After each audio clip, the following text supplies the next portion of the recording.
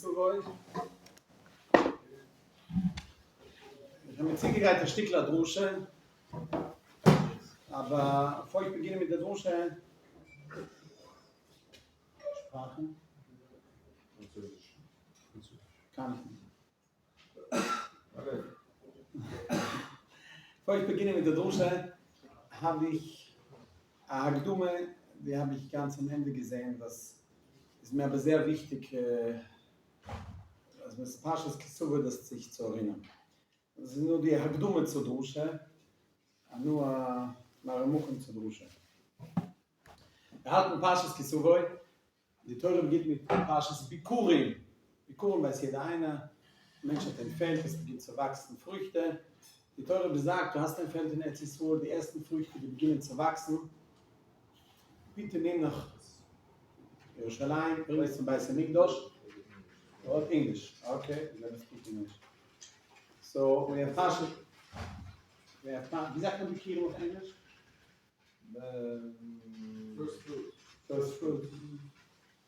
So we have the first fruits that you got to bring to Jerusalem. You come to give it to the Beis Hamikdash, and you start talking to the Eibishter, and you tell him, "Thank you very much. You gave me the land. You took us out from Mitzrayim. You gave us food, and I really kept whatever." There's a Sovidomaises later.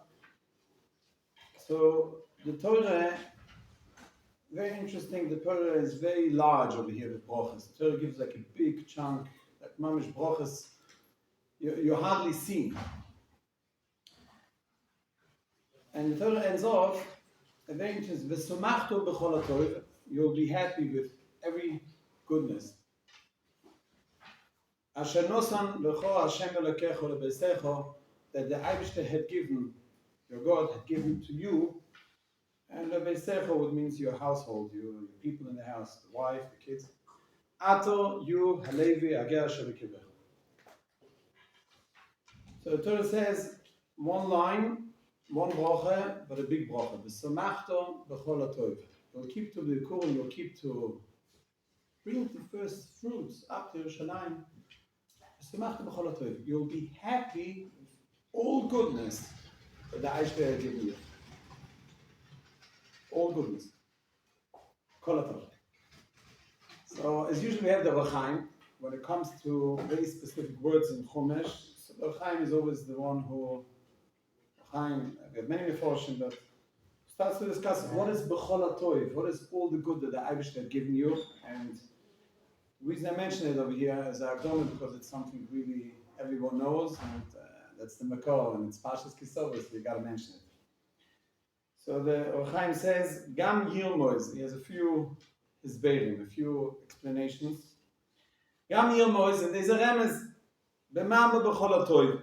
The Eibishter, you're happy with all goodness. What does it mean?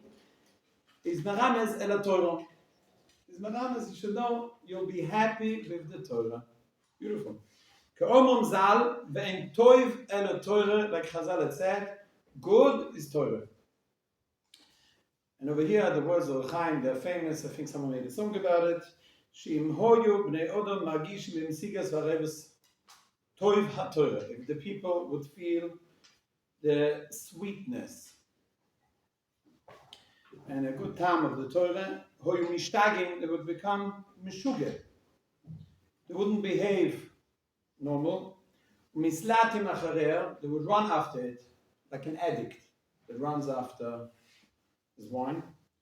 V'lo yichoshev be'eneihem, and nothing will have any value in their eyes, and nothing else. Mole oilom keser v'zov l'meimo, ki haTorah koleles kol haTov sheba'olam. So when the Eibishter says, "V'samachto b'chol ha'tov asher nosan lecho Hashem Elokecho," he discusses the Torah and he says, "Be happy with the Torah. You'll be happy with the Torah you have."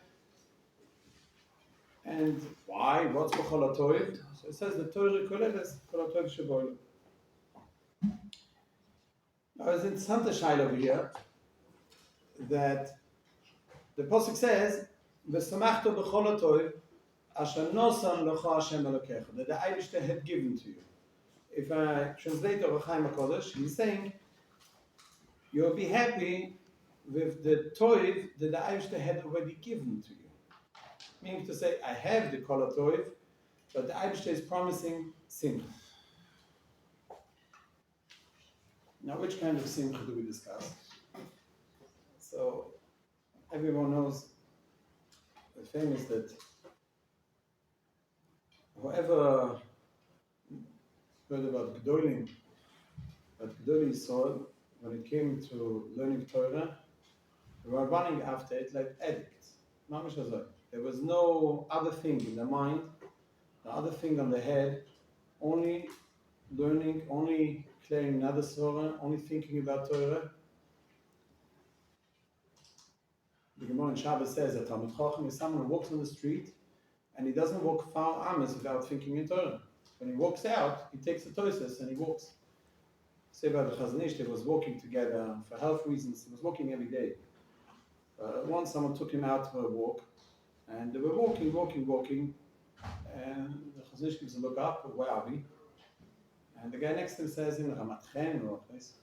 oh wow, a small toises and a long way. Small choices and a long way. The small choices to think through, a long way. Say about the Saitra, it's an incredible thing. They say that he was learning Torah in Bialystok in the yeshiva, and he didn't have time to go down to eat lunch or whatever it was, breakfast, whatever they served over there, this business in yeshiva there, to the dining room. So he stayed in Besmer just learning. So the time Talmidim came and they brought him up the food to put him next to him. So he was sitting and learning, next to him was the food. And one day Rabbi Yafin comes over and asks him, Rebbe, you didn't eat. How come you... So he said, what do you mean, I ate? He says, yeah, what do you mean you ate? He shows him, look here at the crumbs. And the Talmud shows him, look, there's the plate over here that is full. He didn't touch the plate. He says, no, I ate. And I realized that Bialystok, I guess, wasn't as nicely painted as over here. And paint and pieces fell off. And it was lying on the table, so he ate. So, if they would feel it, and of course they would sit and learn like that. I was by a hesped of Rabbi Yashiv. I think Yom Rimmer was speaking. And he was saying over that. He was once by a drosha, not him. And they were discussing with the drosha, you know, people, there's such a minhag, or at least many people, the minute they open the Gemara, they get very tired. It's a very incredible phenomenon. It happens. The minute you start learning, you become tired.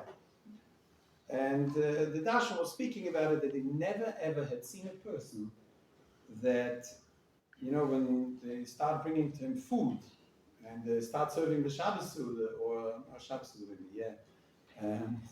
Whatever, they give him some good chicken or whatever it is, and he falls asleep, middle of eating. I never see it. But it comes to a Gemara, and he's middle of learning, and he's starting, falls asleep. So, one of the Yinglat sitting over there was, I think his son, Eichel, Rabbi Yashiv, goes over to him and tells him, I'll tell you the truth. I had seen a person falling asleep when it comes to food. Who do you see? Rabbi Yashiv. Whenever it was a Shabbos Suda, he was sitting at the table and they served food and he fell asleep. He just didn't eat. They gave food and he fell asleep. So Rabbi Yashiv is sitting there, so they wanted to wake him up. Obviously he needs to eat. So they took a sefer and they touched his hands with the sefer and he woke up immediately. He never ever fell asleep on a Gemara. Never ever. It didn't exist. But when it came to food, he fell asleep. Im hoyu bnei odom magishim. So we have a samachta b'cholotiv. So they'll run after it like an addict runs after anything. In Vegabato it brings that someone once asked them, Rebbe, I don't feel it. What's going to be? Like, what do you mean? You say that if someone learns Torah, he really enjoys it and he will run after it. I never felt such a thing. Obviously, it was not a besmedrash learning for an hour straight, and I never felt. So he looks at him and says to him, "You're a chicken. Chicken that you are." And the man goes, "What do you mean chicken?" What do you want from me? I never felt it. It doesn't not explain to you. There was a lady, she went Shabbos, and she wanted to eat some rice, suda. And you know, before you go wash your hands, you take off your gold rings. You don't wash usually. So the minig is at least to take them off before they wash their hands. And she took off the rings, she put them on the side, next to her plate, and she went to wash her hands, and she came back, and she ate the suda, and she ate rice, the fish, chicken, whatever there was. In the end of the suda, she benched, and I was like an Israeli plastic cloth over a plastic those, and they wrapped the whole thing together, and they chucked it out into the garbage. And as you know, in Etzisol, we have these big garbages, these big green garbages, and everything landed in there. Also her rings, also her golden rings landed into the garbage. And you know, says Rabbi Galinsky to the guy, you know what happened? I'll tell you what happened. The Arab next door had chickens. And some of these chickens, obviously they see fresh food. There's a whole garbage full of Shabbos Suda. So they ran over to the garbage and started picking. And first course fish, of course, very makbid, challah. Later, it continues chicken, and then he sees, the chicken obviously, sees a ring, a golden item, shiny, and he tries to pick on it. You know, when you pick on a ring, it doesn't taste good. Really upset, what is that? Who put this into my Shabbos? The chicken continues picking anything else. So sagt Rabbi Yankin Galinsky, if you're a chicken and you don't feel it, then it'll taste like a golden ring. It'll be gold, it'll be a ring, it'll have value, and people will pay a lot of money for it, but a chicken doesn't. And then Rabbi Yankel said to him, don't worry, there are many like you. That's what he said to him. Don't worry, there are many like you. Says the Torah, V'somachtu b'chol ha'toiv. You'll have the mitzvah of Bikurim. You'll have a mitzvah, you'll bring Reishis Priya Adoma to the Bashefa. I'll promise you, V'somachtu b'chol ha'toiv. You'll enjoy it. You'll see an Mesikas HaTorah. You'll get out of the Torah a sweetness. You'll run out of that after like an addict, if you manage to get there. V'somachtu b'chol ha'toiv is the bracha on mitzvahs Bikurim. A beautiful thing. Mitzvahs Bikurim, an amazing thing. But a person thinks to himself, gewaldig, so we'll wait till Bnias Beis HaMikdash, we'll sit here, we'll daven, and Shibuna Beis HaMikdash, we'll bring Bikurim. But how are we supposed to get to this bracha of Somach B'chol HaTorah? How am I going to feel that sweetness of the Torah?